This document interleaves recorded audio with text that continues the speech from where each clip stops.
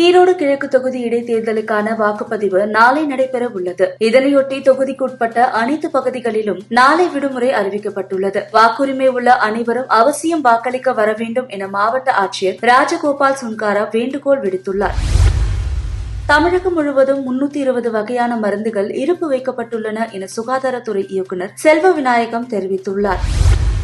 தெலுங்கானாவை போல் தமிழகத்திலும் சாதிவாரி மக்கள் தொகை கணக்கெடுக்கலாம் என பாமக நிறுவனர் ராமதாஸ் வலியுறுத்தியுள்ளார். தமிழ்நாடு வன்முறை காடாக மாறுவதை போர்க்கால அடிப்படையில் தடுக்க நடவடிக்கை எடுக்க வேண்டும் என ஓ பன்னீர்செல்வம் வலியுறுத்தியுள்ளார்.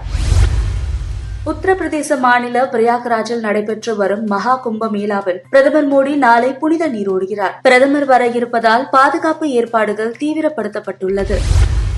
பாராளுமன்றத்தில் பேசிய ராகுல் காந்தி, நம் நாட்டில் உற்பத்தி செய்யப்பட வேண்டிய பொருட்கள் சீனாவுக்கு சென்றுவிட்டன. நம் நாட்டில் உற்பத்தி செய்யப்பட வேண்டிய பொருட்கள் சீனாவில் உற்பத்தி செய்யப்படும் சூழல் ஏற்பட்டுள்ளது என கூறியிருந்தார். இந்த நிலையில் ராகுல் காந்திக்கு எதிராக உரிமை மீறல் நோட்டீஸ் வழங்க பாஜக எம்எல்ஏக்கள் முடிவு செய்துள்ளனர்.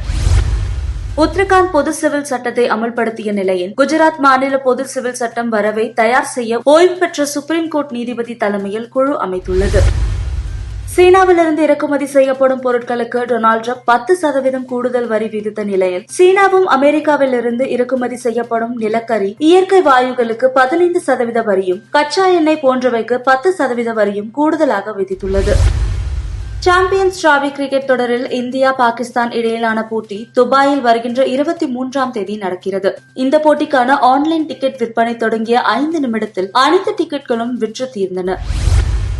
ஆஸ்திரேலியாவுக்கு எதிரான நாளை மறுதினம் தொடங்கும் டெஸ்ட் போட்டிக்கு பிறகு சர்வதேச கிரிக்கெட்டிலிருந்து ஓய்வு பெற இருப்பதாக இலங்கை வீரர் திமுத் கருணரத்ன தெரிவித்துள்ளார். இது அவருடைய 100வது டெஸ்ட் போட்டியாகும் என்பது குறிப்பிடத்தக்கது.